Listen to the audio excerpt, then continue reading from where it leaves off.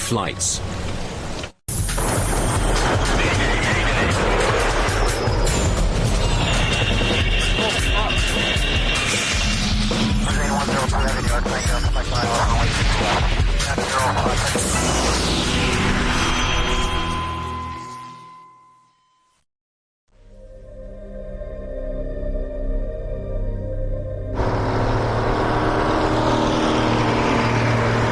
A midday snow falls on the airport at Dryden, a remote community in northern Ontario, Canada.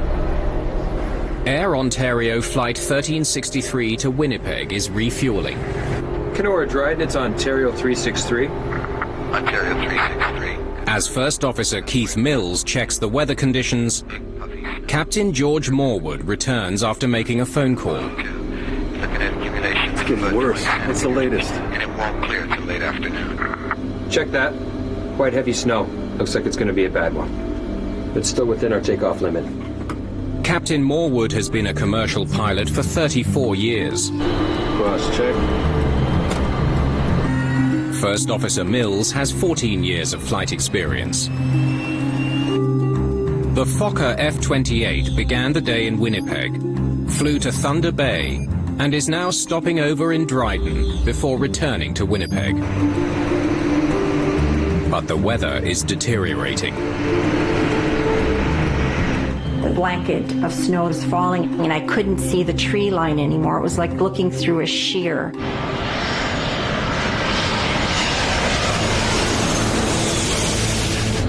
V1.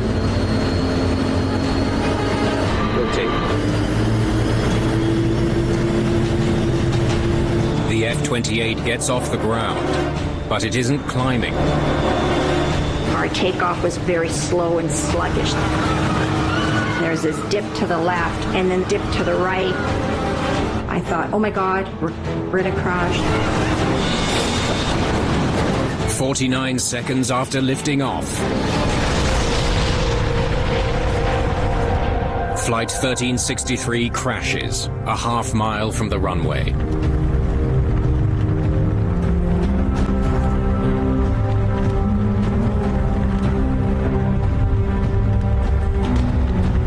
I didn't know where I was. And at that point I thought, oh my gosh, I'm alive. I'm still alive, that this is all happening so quickly. 45 people survive the accident. 24, including Captain Morwood and First Officer Mills, do not. This way, come on. Why did the plane fall out of the sky just after takeoff?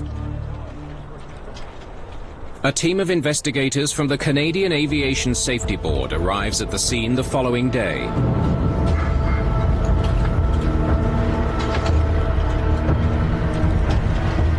You're going there, hopefully with the idea that you can find out what happened, why it happened, and how do you prevent it from happening in the future. We walked the entire path of the airplane right to the crash site. That was the first thing that I did. I wanted to document what I was seeing by photographing. The path of destruction through the forest provides investigators with their first clue.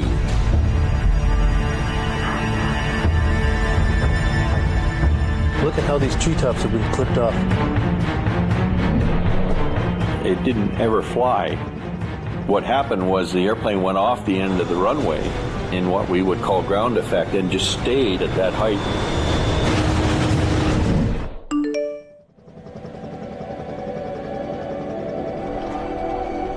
The team recovers the F-28's 2 black boxes from the wreckage.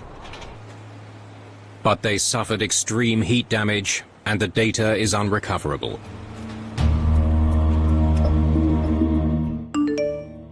Investigators will have to rely on survivors' accounts for clues. They said in their witness statements there was snow and ice on the wings when the airplane attempted to take off. Was the storm a factor in the accident? Weather charts show that during the half hour the F-28 was on the ground at Dryden Airport, snowfall grew significantly worse. Investigators now have a theory. And although we may find other reasons, for sure, snow and ice on the wings was a factor in this accident. Flight attendant Sonia Hartwick's account offers a crucial detail. As we took off, I noticed that the wings just became a solid sheen of gray, shiny ice. The team consults the F-28's manual to find out the extent of its anti-icing system. They discover that only the wing's leading edges are protected.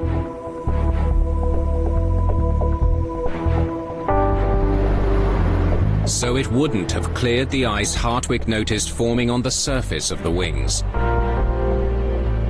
Investigators now suspect that the buildup, what experts call wing contamination, played a major role in the accident. To verify their theory, they call in engineers from Fokker to run computer simulations of the crash. They were able to get some very good data simulating the type of loads, temperatures, etc. that the Dryden aircraft would have been exposed to. The simulations reveal that due to the angle of the F-28's wings, even a small accumulation of ice will make the aircraft vulnerable to stalling. The finding supports what witnesses saw. It just barely got airborne, dropping wings, losing lift, and then hitting trees, decelerating to the point where it broke up. The team is now certain that ice contamination on the wings was the main cause of the crash. The conclusion raises a more intriguing question. Virtually all cold climate airports, including Dryden, are equipped with the technology to remove ice from a plane. Yet Captain Morwood never requested de-icing. Why? Investigators scrutinize his employment records, searching for an answer. They portray a conscientious pilot who had delayed and even cancelled flights in the past because of icing concerns. Why did he fail to do so on the day of the accident? Another pilot who was at Dryden Airport that morning provides some of the answer. He heard an angry Morwood on the phone to Air Ontario. That is what I have been trying to tell you. Right, so now what am I supposed to do? No. You figure it out. It's an important new lead. The team now wants to know the reason behind the argument, and if it might explain why Captain Morwood didn't de-ice the wings. They delve into the plane's flight log and discover that on the day of the crash, the plane's auxiliary power unit wasn't functioning. The APU is a generator that provides the power needed to start the engines.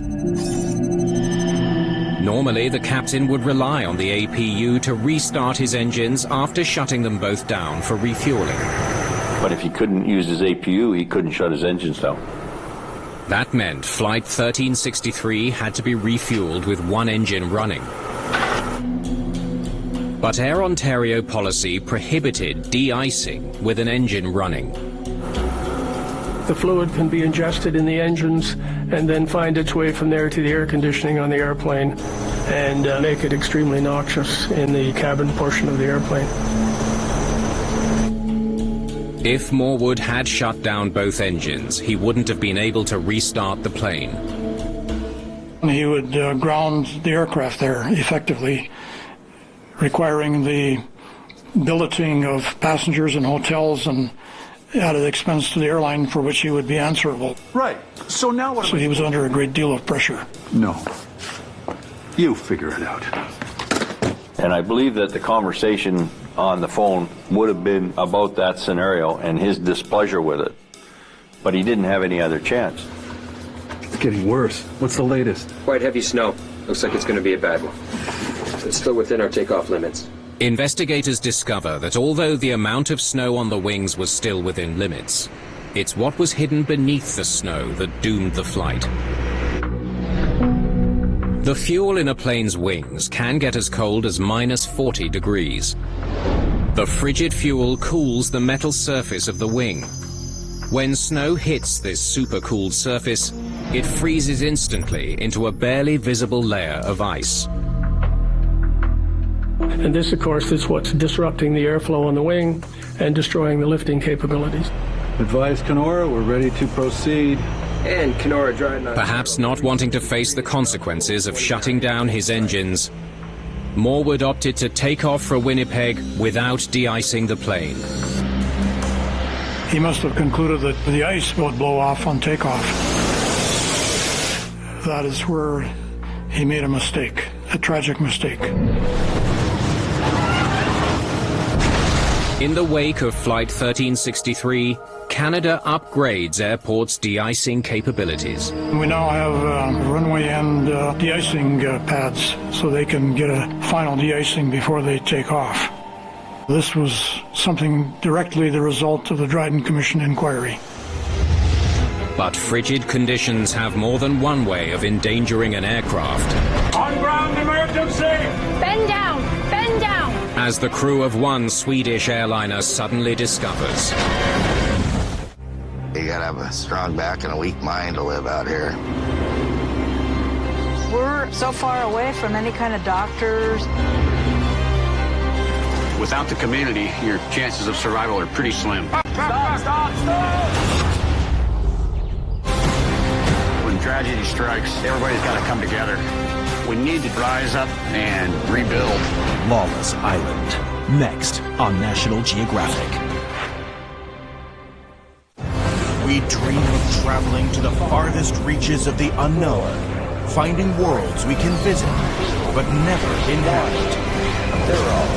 Embark on an odyssey to unexplored frontiers. Look at them.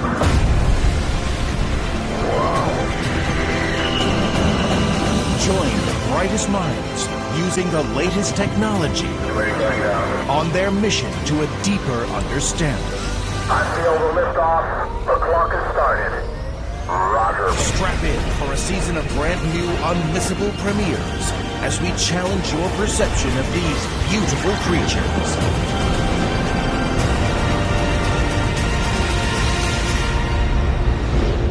The ocean. It's like another world. Mission report. Contact has been made. SharkFest starts July 18th at 8:30 p.m. New to National Geographic Wild. This July on National Geographic Network.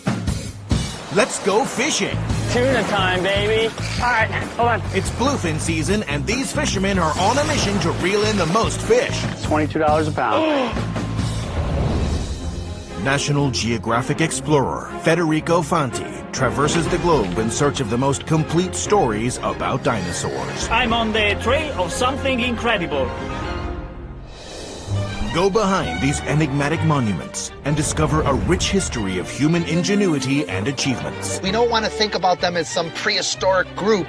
These are geologists, just at another time. SharkFest returns. Could I go get in and say hi?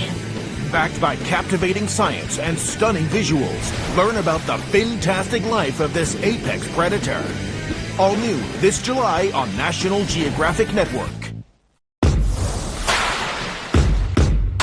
Intercepting drugs, receiving refugees, and rescue operations. Coast Guard has located 2 POVs in the water. Yes, Senator. Coast Guard helicopter, hold to your vessel. This team of professionals is doing all they can to keep the island safe. We simply didn't know when this yacht was going to capsize. Dutch Caribbean Coast Guard, Monday nights at 9, new to National Geographic. It's 2 days after Christmas. Stockholm Arlanda Airport is blanketed in snow, slush, and ice. Passengers are boarding Scandinavian Airlines Flight 751 to Copenhagen. Among them is Per Holmberg, an off-duty captain who flies for the airline. He's scheduled to command another flight later in the day. In the cockpit is 34-year-old Ulf Sedermark, who has been with the airline for 4 years. He's the first officer on today's flight. The temperature was just below freezing and light winds. We were going to fly Stockholm to Copenhagen and then to Warsaw, back to Copenhagen and down to Barcelona that day. The captain in command of the MD-81 is Danish pilot Stefan Rasmussen. Where are we now with the de-icing? The wings aren't quite done. They've done the underside. Now they're doing the top. The ground crew is conducting a second round of de-icing. And it took a while, but they had trouble getting rid of the snow on top of the wing. So we were slightly late for our pushback out our runway. Shortly after 8:30 a.m., the process is complete. Scandinavian 751, you are cleared for takeoff from runway 08. Gear up. Gear up selected.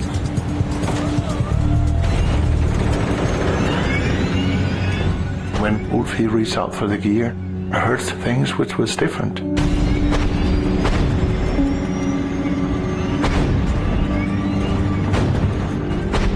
There was a really big roar in the aircraft, almost like an explosion. Boom. There was another banging noise that I just thought, what is that? I had never heard that before. That sounds serious. I believe it's a compressor stall. I took the right throttle and moved a little back, but there it really became strange because the engine performance increased when I reduced the throttle. 3,200 feet above ground, the emergency escalates. When we have flown a little over 1 minute, the right engine just went down. 2 seconds later, the left engine also quits. The plane loses all thrust. Less than a minute and a half after takeoff, the MD-81 begins falling from the sky. And after that, it was complete silence. And I think that was the worst moment for me. Engine relay. The pilots try to restart their engines, only to see the left engine erupt in flames. The fire could spread to the rest of the plane. Should I pull? But if the pilots activate the fire extinguisher in the left engine, they won't be able to restart it. They decide to extinguish the fire. Flight 751 is now falling at a rate of 1,200 feet per minute. We have problems with our engines, please. We need to go back to Arlanda. 751, roger. Turn right, heading to... Suddenly the radio goes dead, a result of the engine failure.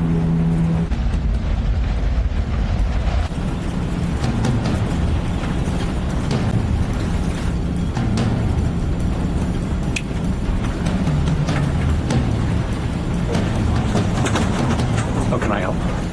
Captain Per Holmberg steps in to assist. Like he came out in the cockpit and he said, is there anything I can help you with? I don't think I even said yes. I just said, start the APU. He managed to start the auxiliary power unit, so my flight instruments were supplied from that. But for some reason, Captain Rasmussen's instruments don't come back online. He managed to fly the plane basically by feel.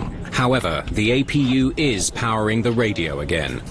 Stockholm Air Traffic Control instructs the pilots to return to the airport. But the plane is now just 1,600 feet from the ground. Holmberg wants Rasmussen to focus on finding a place to make an emergency landing. Look straight ahead. Prepare for on-ground emergency. On-ground emergency! Bend down! Bend down! Bend down! Captain Rasmussen finds himself gliding without power over a dense forest. I could use the trees as almost like a pillow. Should I lower the landing gear? Yes, gear down.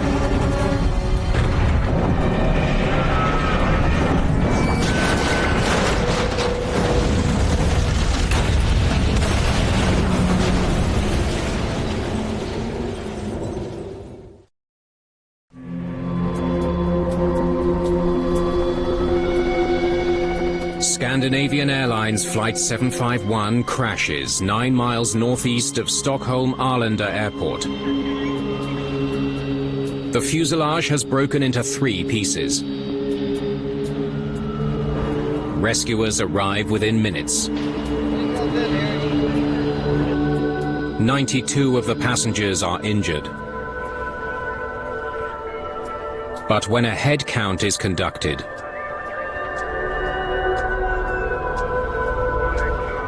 the crew learns that not a single person was killed in the crash. This was the happiest captain in the world. We were all alive. That was a great moment. Sweden's Accident Investigation Board takes charge of the case. They're joined by a team of investigators from Scandinavian Airlines, led by Tor Hultgren. It's not unusual that the plane crashes in a wooded area and everybody survives. I've never heard of it before. We had a complete aircraft, nothing had burned, and we had lots of good data. The plane's cockpit voice recorder and flight data recorder are recovered for analysis. In the meantime, investigators interview the passengers and crew. Would you mind telling me what you saw and heard? They recall hearing repeated booming noises before the left engine caught fire. The cockpit voice recorder picked up those sounds.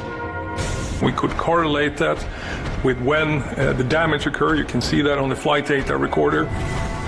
For investigators, the booming sounds are evidence that the MD-81's engines were surging. Jet engines rely on a steady stream of air for combustion. A series of fans moves incoming air through various stages of compression. But when that flow is disrupted, fuel at the rear of the engines ignites and shoots forward in what's called a surge. This surge process was very violent, so after a very short time, we had an aircraft with 2 engines that could not be restarted, that didn't generate any thrust. Basically, you had a giant glider at that point. What caused the engines to surge? A close look at the fan blades from the front of the engines provides an explanation. They're badly dented. The damage would have prevented them from smoothly directing air to the rear of the engines. This damage that twisted the fan blade started this process. You got this disturbed air in the fan, you got this rotating fan stall that then triggered this whole breakdown, the compressor surge, and then the whole process that led up to the dual engine failures. But what damaged the blades? There are ways to find out. If it comes from a stone, rubber, ice, and so on, you can see it on the shape of the damage. Analysis of dent patterns on the fan blades is conclusive. They were struck by ice. The ice causes very specific damages. It's sort of like a soft dent.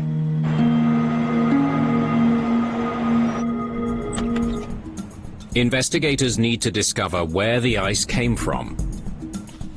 They learned that the MD-81 arrived from Zurich the night before, with its fuel tanks more than half full.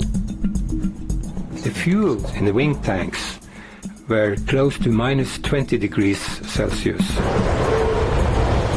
The frigid conditions were ideal for the formation of clear ice on the wing surface. And here you had very, very cold fuel on the top wing skin. And as the temperature dropped during the night, it went to snow and rain, and finally snowed.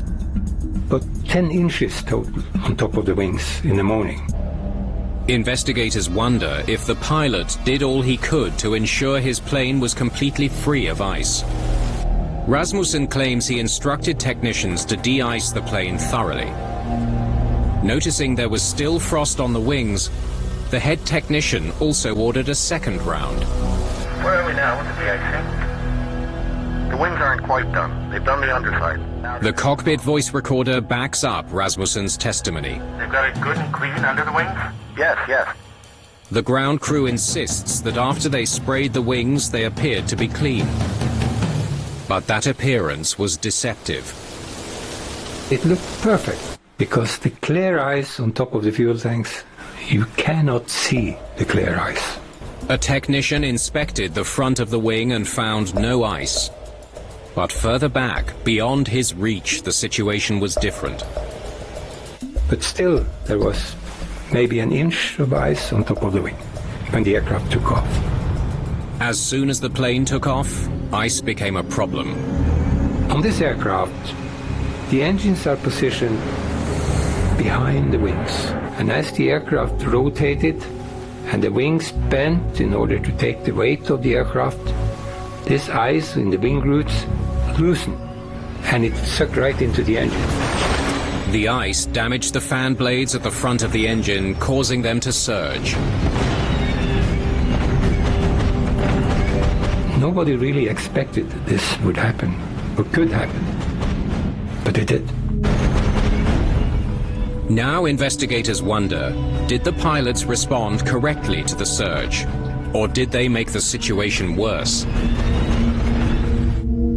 They comb through the flight data to track what the pilots did when the emergency struck. The first thing you do when you have a surge, if you recognize it as a surge, is that you reduce power. Of course, you just pull the throttle back, and that was actually what I did. But the flight data recorder tells a different story. Why is the engine power increasing? It clearly shows that in the moments after the surge, thrust was reduced, but seconds later increased to full power.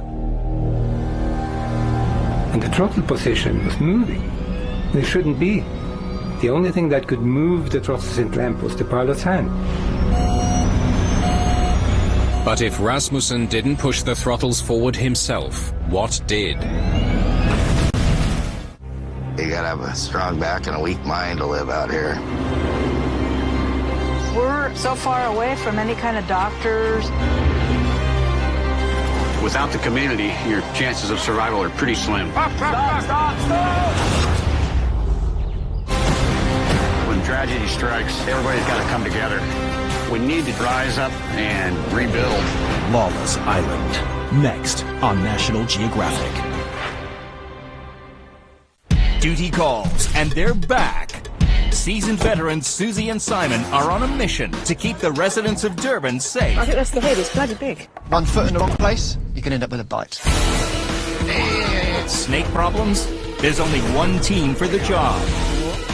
With a new recruit to the rescue. Why don't you put the gloves on? There is. But can she rise to the challenge? Whoa. Snakes in the City, Sunday nights at 8:30. New to National Geographic Wild. This July on National Geographic Network. Let's go fishing. Tuna time, baby. All right, hold on. It's bluefin season, and these fishermen are on a mission to reel in the most fish. $22 a pound. National Geographic explorer Federico Fanti traverses the globe in search of the most complete stories about dinosaurs. I'm on the trail of something incredible. Go behind these enigmatic monuments and discover a rich history of human ingenuity and achievements. We don't want to think about them as some prehistoric group. These are geologists, just at another time. Sharkfest returns. Could I go get in and say hi? Backed by captivating science and stunning visuals, learn about the fantastic life of this apex predator. All new this July on National Geographic Network. The plan was simple. I'd do what I had to do. I'd come home and I'd get my money. Unfortunately, that's not how it worked out. take a deep dive into some of the world's harshest prisons for true accounts of how these travelers made it through hell on Earth. Well, how am I going to survive this? Locked Up Abroad, Crime and Punishment. Tonight at 11. New to National Geographic. Investigators consult with the MD-81's manufacturer to find out what could have caused Flight 751's throttles to increase power shortly before the crash. The answer is something called automatic thrust restoration, or ATR. It's brand new. It automatically increases the thrust during the climb. ATR was recently introduced as a safety feature on Scandinavian Airlines planes. It was designed to stop pilots from throttling back to dangerous levels in an effort to reduce noise over residential areas. So as soon as he powered back, the system kicked in. Investigators learned that when Rasmussen reduced power to clear his engine surge, the ATR system recognized this as a dangerously low power setting and automatically pushed the throttles forward. The increased thrust made the surging worse. And they went into self-destruct, both engines. In a few seconds, they were both totally destroyed.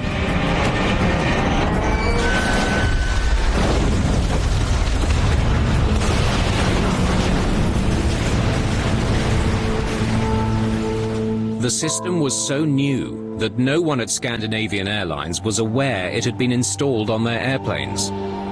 We hadn't bought that modification, and it was sneaked in via another system.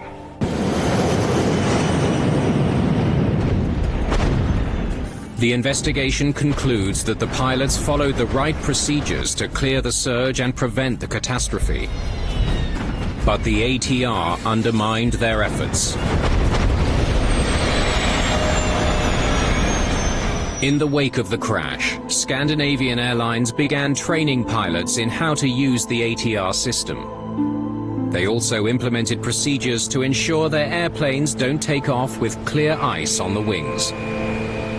We changed all the procedures, we provided stairs for the mechanic, and we made it a requirement to go up on top of the wing and touch it with your hand to verify after de-icing. As planes travel further north, they have to contend with more than just snow and ice. Go around! Flying in the high Arctic presents another unseen danger. 26,000 feet over Canada's Nunavut territory. CYRB Military, this is First Air 6560. CYRB Military, ETA at Resolute 1643. First Air Flight 6560 is approaching Resolute Bay. The remote community is home to about 200 residents. The land is well above the tree line. It's very barren. There's nothing on it. There's no tundra, no plants. It's just sand and rock. The 737 charter is carrying cargo along with 11 passengers and 4 crew. Flight 6560 left Yellowknife an hour and a half earlier.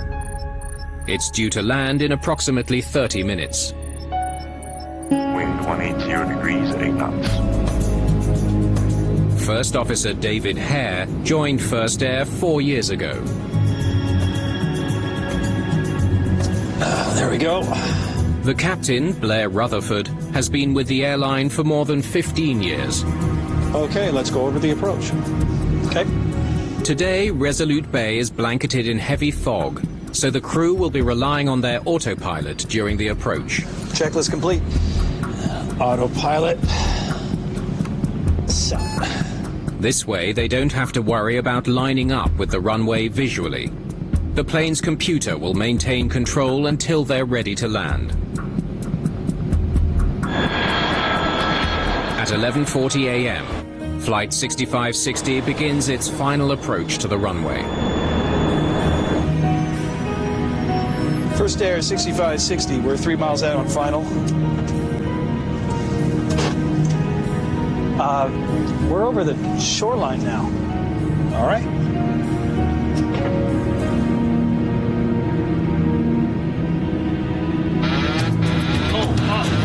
Suddenly, the low-altitude warning goes off. Up, go around, go for it. Up, up, up.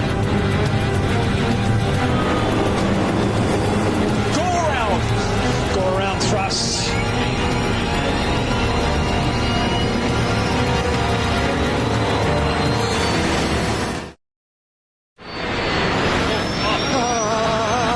Flight 6560 is too low and slams into the ground at 180 miles an hour.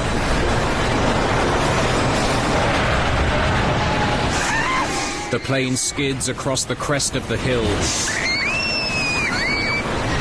and bursts into flames. A 737's just gone down at Resolute Bay. No duff. By coincidence, a military flight heading to Resolute Bay is carrying air crash investigators from Canada's Transportation Safety Board. They're participating in an armed forces exercise simulating an air accident in the north. But suddenly they're dealing with the real thing. We need to hit the ground running.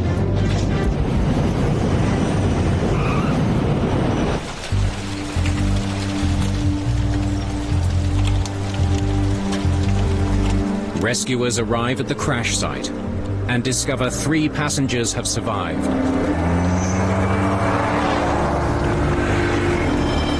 The other 12 people on board, including both pilots, are dead. Are you guys with the TSB? Show me what you got. It's up to investigator Brian McDonald and his team to find out what happened. We're here. It came down here, 2 clicks east. I got pretty close to the runway. The plane's cockpit voice recorder and flight data recorder are recovered from the wreckage. We were able to get them on an aircraft and down to our laboratory in Ottawa on the following day. While they wait for the data, the team tracks the flight's final moments using records from a temporary radar system set up by the military. They immediately discover something unusual. Where the hell are they going? The radar shows Flight 6560 was flying parallel to the runway when it crashed. Why? Why did the aircraft track in that direction? The 737's autopilot should have guided the plane to the runway. Why did it crash into a hill more than a mile away instead?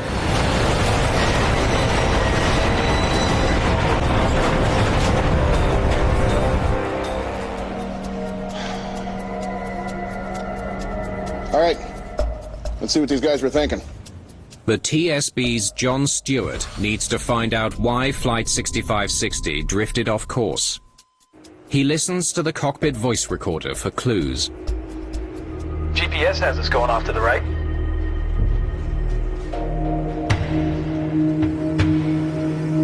The first officer knew they were off course.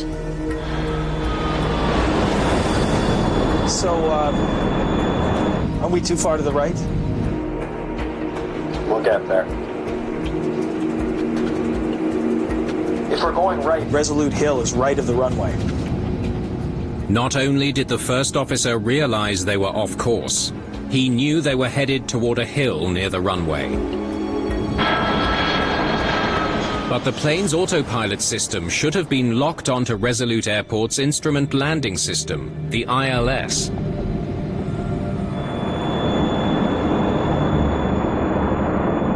The ILS emits a signal known as a localizer beam. It can be picked up by the plane's autopilot to navigate the plane safely to the runway. We're not on the localizer. We're fine. The autopilot's tracking the localizer. I think we should abandon the approach, go around and sort this out. No, we're good. We'll continue the approach. Okay. Continuing approach. The captain is confident the autopilot will adjust their course for the runway. But then... Go around, go for it! Go around! Go around, thrust!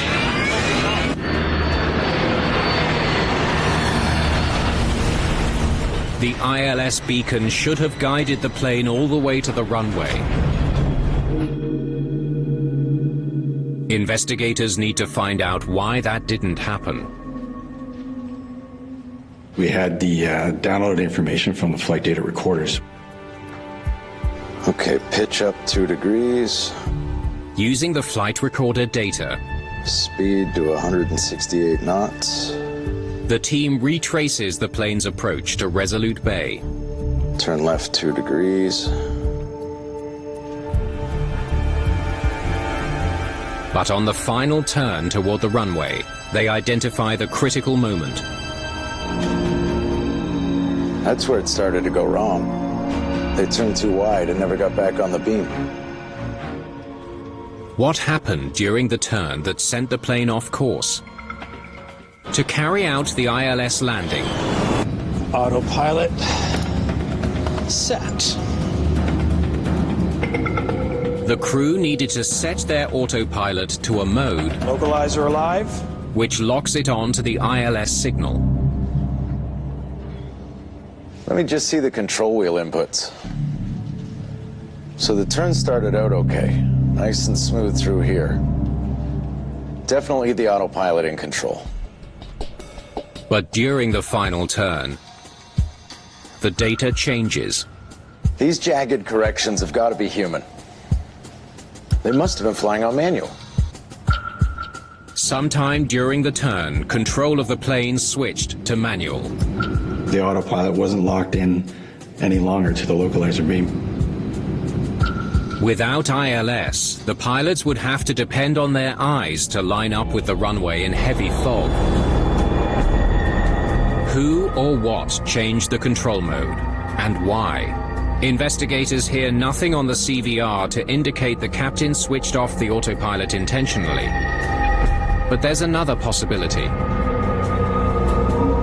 Autopilot systems have built-in capability for pilots to override it. The aircraft is not reacting quick enough, or it's doing something too quickly. Flight data reveals a slight pressure was applied to the captain's control column, just enough to trigger the switch to manual. We believe it was likely an inadvertent pressure on the wheel. Perhaps someone was leaning over to check something.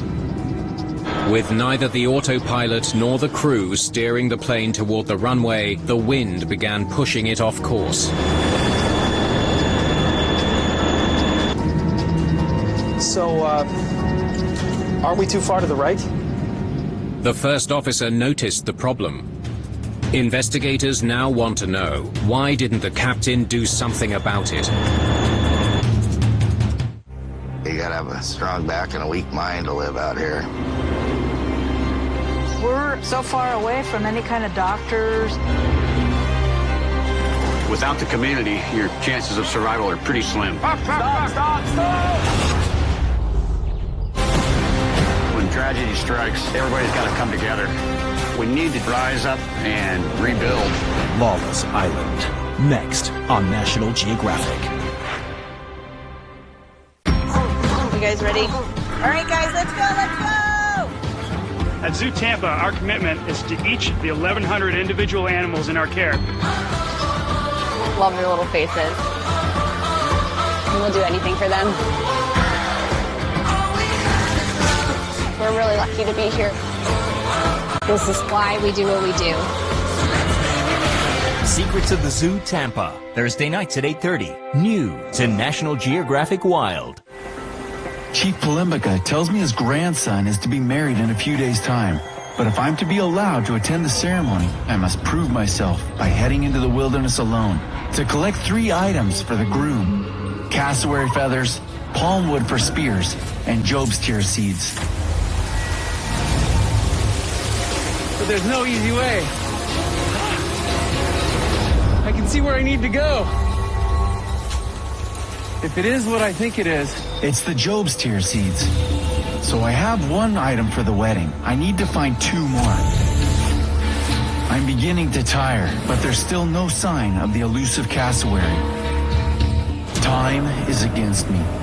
My chances of coming across a cassowary are small, and I'm not giving up hope. I'm going to need a plan B.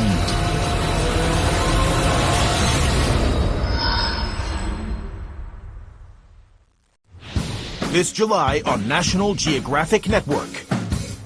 Let's go fishing. Tuna time, baby. All right, hold on. It's bluefin season, and these fishermen are on a mission to reel in the most fish. $22 a pound.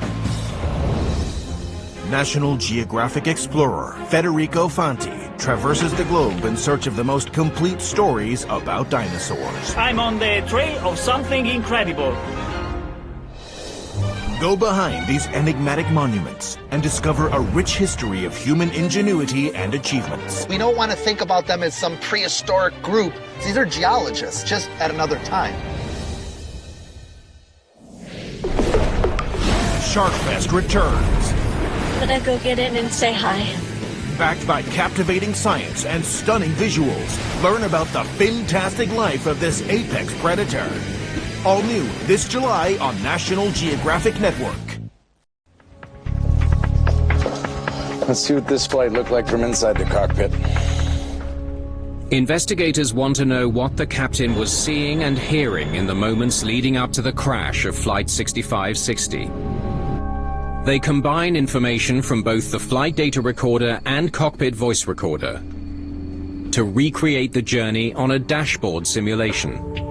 The key thing that we try to do is to understand why events made sense from their point of view. I wanted to see what could each pilot see in their positions. What could they hear? What could lead them to make the decisions they did? First Air 6560, we're 10 miles from runway 35 true. Gear down. The recreation reveals that both pilots were busy preparing to land.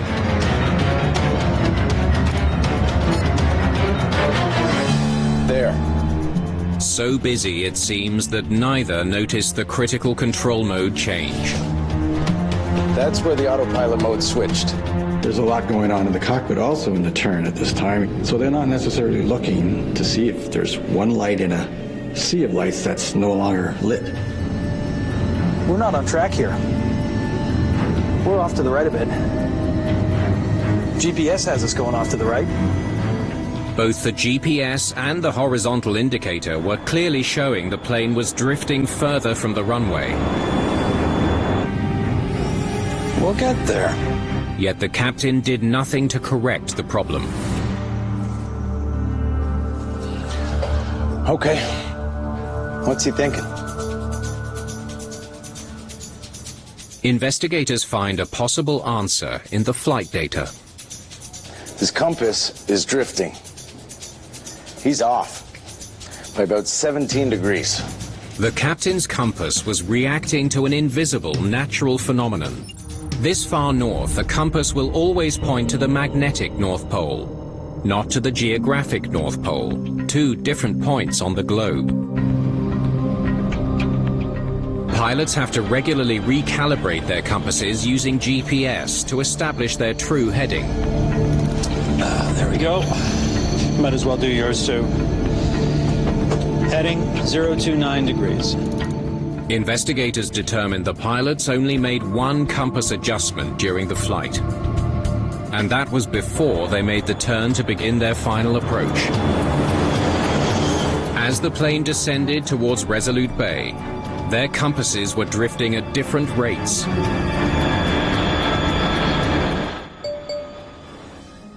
Each pilot had a completely different understanding of what was happening. We're not on the localizer. Oh, we're fine. The autopilot's tracking the localizer. The captain had a perception that they were on a correction course. Rutherford's compass was telling him that he was flying 331 degrees, straight back towards the center line of the runway. But he was actually flying 348 degrees, straight towards the hill. Having two pilots that have different perceptions of the situation is problematic.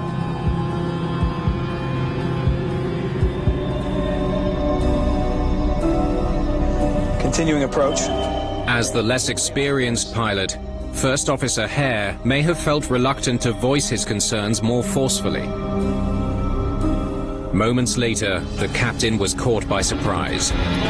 Go around, go for it. By the time the crew decided to abort the landing, Go around, thrust. it was too late to get the power they needed to climb out of trouble. 2 seconds later, they slammed into the hill near the runway.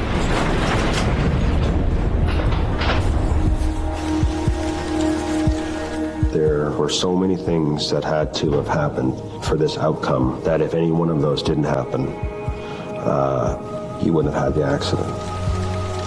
Following the investigation, the Safety Board urges First Air to review how pilots calibrate their compass. I think we should abandon the approach, go around and sort this out. No, we're good. We'll continue the approach.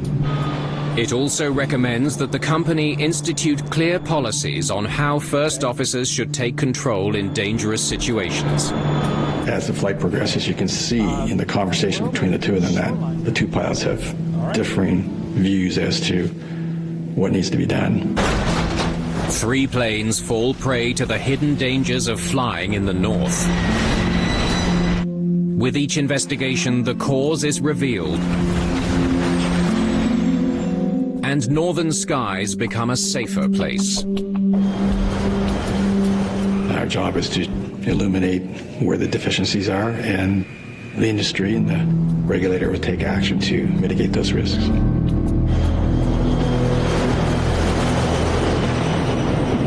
The clock is ticking. Are you guys ready?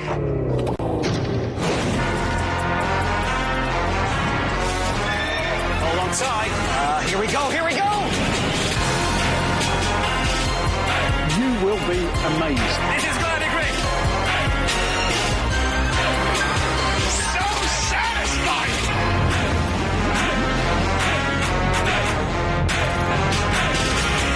Questions or concerns? No questions, no concerns, Commander. You gotta have a strong back and a weak mind to live out here. We're so far away from any kind of doctors. Without the community, your chances of survival are pretty slim. Stop. When tragedy strikes, everybody's got to come together. We need to rise up and rebuild. Lawless Island. Next on National Geographic.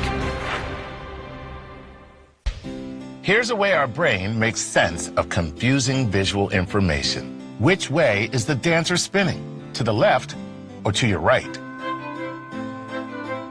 If you said to your right, you are correct. Great work. And if you said to your left, congratulations, you're also correct. Somehow, it appears as though the dancer can be spinning in both directions.